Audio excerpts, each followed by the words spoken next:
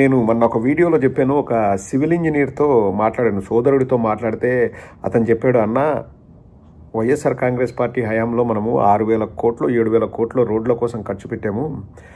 వీళ్ళు కేవలం 800 కోట్లు 900 కోట్లు ఖర్చు పెట్టేసి సంక్రాంతికి రండి రోడ్లన్నీ రెడీగా ఉన్నాయి, మీరు వస్తే మీకు రోడ్లు చూపిస్తాం అది ఇది అని చెప్పేసి మాయమాటలు చెప్తున్నారు. ఆ రోడ్లు పటిష్టంగా ఉండాలంటే 3-4 లేయర్లు మామూలుగా ఉంటుంది కదండి, మట్టి వేసి లేకపోతే గ్రావెలా ఏదో వేసి దానిపైన టార్ వేస్తే అది నిలుస్తుంది. ఇప్పుడు ఒక 40 టన్నుల వెయిట్ మోసుకెళ్ళే ఒక లారీ వెళ్తే ఎక్కడ నిలుస్తాయండి? అడపదడప వేసిన రోడ్లు ఉంటాయా? నేను చెప్పడం కాదండి, మీరు నమ్మరు. ఈనాడు వాడే రాశాడు చూడండి, ఈనాడు వాడు ఏం రాశాడు హెడ్డింగ్, రోడ్డుపై ఒట్టు నాణ్యత తీసికట్టు కురుపాం గ్రామీణం.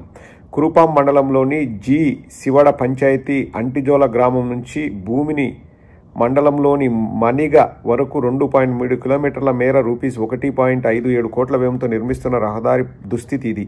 పనులు చేసిన 2 వారాలకే దారి పొడవునా ఇలా ముక్కలు ముక్కలుగా పెచ్చులుడి అధ్వానంగా తయారైంది. నాణ్యతా ప్రమాణాలు పాటించకుండా ఇష్టారాజ్యంగా రోడ్డు వేయడంతో ఇలా మారిపోయిందని స్థానికులు ఆవేదన వ్యక్తం చేస్తున్నారు. అధికారులు పట్టించుకోవడం లేదని వాపోతున్నారు. ఈ సమస్యను పంచాయతీరాజ్ జేఈ నాగేశ్వరరావు వద్ద ప్రస్తావించగా పనులు జరుగుతున్న సమయంలో భారీ వాహనాలు రాకపోకలతో మలుపులు ఘాట్ల వద్ద కొంతమేర పెచ్చులూడిపోయన్నారు. పరిశీలించి నెలాఖరులోగా మొత్తం పనులు పూర్తి చేసి ప్రారంభిస్తామని చెప్పారు. ఇక ఎందుకు ఆ నాణ్యత లేని రోడ్లు అని చెప్పండి, ఏం లారీలు పోతే ఇప్పుడు రోడ్డు పటిష్టంగా వేస్తే లారీలు పోయినా కానీ పెచ్చులు ఊడకూడదు, ఎట్లా కుడుతుందండి? అదే విషయాన్ని ఏబిఎన్ వాడు కూడా రాసుకున్నాడు.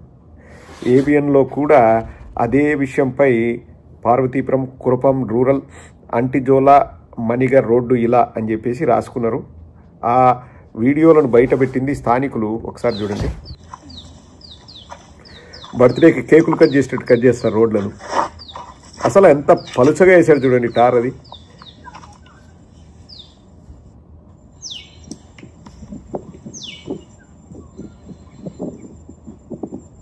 అంత నాసిరకం రోడ్లు వేస్తాయి. ఇంకా ప్రారంభం కూడా కాలేదంట రోడ్లు. మా రోడ్ ఎంత, ఎన్ని టన్నులు, 6 టన్నుల లారీ ఎన్ని లోడ్లు మట్టేసింది ఈ రోజుకి, అలాగే ఉంది ఆ రోడ్డు.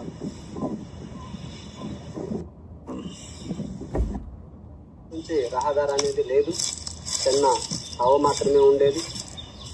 అటు సైడు గునుపూర్ కానీ శ్రీకాకుళం కానీ బాముని కానీ లేకపోతే మనం కానీ వెళ్ళాలంటే రాళ్ళు కనిపిస్తున్నాయి కానీ అందులో టార్ అయితే లేదండి. అలా ఉన్నాయి రోడ్ల పరిస్థితి. ఎవరి మెప్పు పొందడానికి, ఎవరిని కోటీశ్వరులు చేయడానికి ఇటువంటి తాపత్రయం? ప్రజలకు ఏదైనా మంచి జరిగే ప్రయత్నం చేయాలి కానీ ఇలా చెత్త రోడ్లు వేసుకుంటూ ఏదో గొప్పలు చెప్పుకుంటూ వారం రోజులకే రోడ్లు వేసాం, 10 రోజులకే రోడ్లు వేసామంటే 5 రోజులకే రోడ్లు పోతున్నాయి.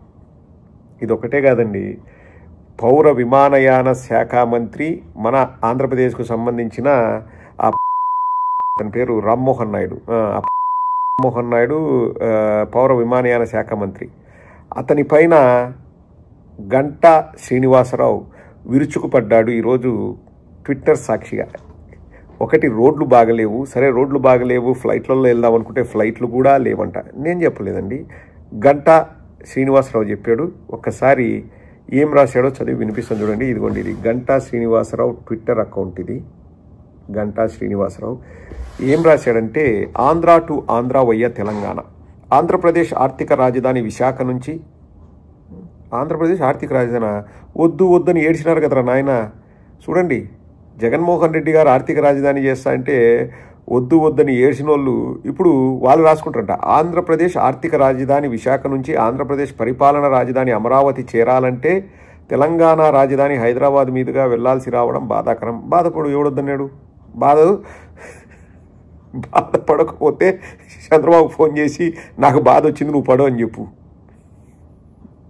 ఏం గంట? ఉదయం 8 గంటలకు, అన్ని గంటలే వస్తున్నాయి. ఉదయం 8 గంటలకు విశాఖ ఎయిర్పోర్ట్ వచ్చిన నేను విమానంలో హైదరాబాద్ ఎయిర్పోర్టుకు చేరి అక్కడి నుంచి విజయవాడ విమానం క్యాచ్ చేసి, ఇలా క్యాచ్ చేశాడు. గన్నవరం ఎయిర్పోర్ట్లో దిగేసరికి మధ్యాహ్నం 1 గంట అయింది.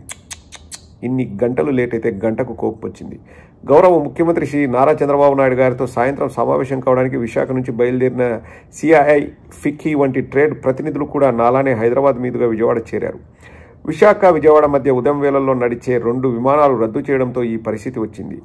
దురదృష్టవశాత్తు ఈరోజు మంగళవారం కావడంతో వందే భారత్ రైలు కూడా లేకపోవడంతో 2 విమానాలు మారి విజయవాడ చేరాల్సి వచ్చింది. ఇది విశాఖ విమాన ప్రయాణికుల దుస్థితి అని 2 టికెట్లు కూడా పెట్టాడండి. ఉదయం 8:20కి బోర్డింగ్, డిపార్చర్ 9 గంటలకు.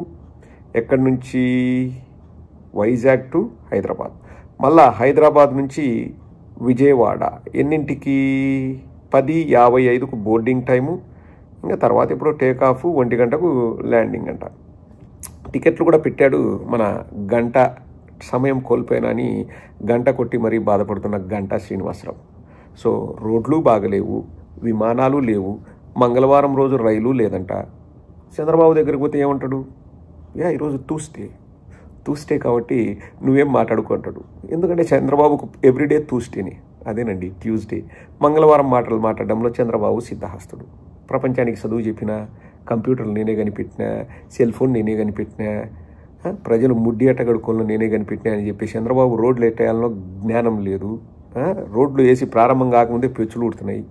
నేను చెప్పడం కాదండి, మళ్ళీ నేను చెప్పినా అనుకోండి మీరు ఏమన్నా నువ్వు తెలుగుదేశానికి ఆపోజిట్ చెప్తా ఉంటే ఈనాడు ఆంధ్రజ్యోతి ఒకటి రాసినాడు. చూపించినానా లేదా? మీకు చూపించానా లేదా? I'm asking you a straight. Cochin, Thiruvananthapuram, Trivandrum అక్కడికి కూడా సర్వీసులు రద్దయినాయేమో, ఫ్లైట్ సర్వీసులు. నాకు తెలియదు అబ్బా, ఎందుకంటే మేము కాదు కదా పౌర విమానయాన శాఖ మంత్రి, కేంద్ర మంత్రి. పసుపు డ్రాయరు రామ్మోహన్ నాయుడు బాధపడింది. గంట సమయం కోల్పోయిన గంటా శ్రీనివాసరావు చంద్రబాబు నాయుడు దగ్గరికి మీటింగ్ పోతానంట. అంతా వాళ్ళే చూడండి, బ్యాచ్ మొత్తం వాళ్ళ బ్యాచ్.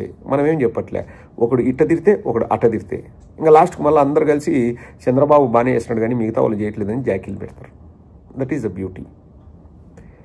ఒక్కటంటే ఒకటి పనికొచ్చే పనులు చేస్తున్నారా? డిఎస్సి గురించి ఇంకొక వీడియోలో మాట్లాడుకుందామండి. తొలి సంతకం మెగా డిఎస్సి 16,437 పోస్టుల భర్తీ అది ఇదని చెప్పి మాట్లాడి ఇప్పుడు కేవలం 2,200, 2,100 పోస్టులకు నోటిఫికేషన్స్ రిలీజ్ చేశారంట. ఎంతో గొప్ప హృదయం కలిగిన మన చక్రం బాబా. దాని గురించి ఇంకొక వీడియోలో మాట్లాడుకుందాం. లెంత్ ఎక్కువైంది, మళ్ళీ మ్యాటర్ డైల్యూట్ అయింది. బాగా ఇన్ఫర్మేషన్ వచ్చిన తర్వాత ఎందుకు అలా చేశారో తెలుసుకొని ప్రజలకు చెప్పే ప్రయత్నం చేద్దాం. అంతవరకు సెలవు. ముందుగా గంట సమయం కోల్పోయిన గంటా శ్రీనివాసరావుకి బాధతో శుభాకాంక్షలు.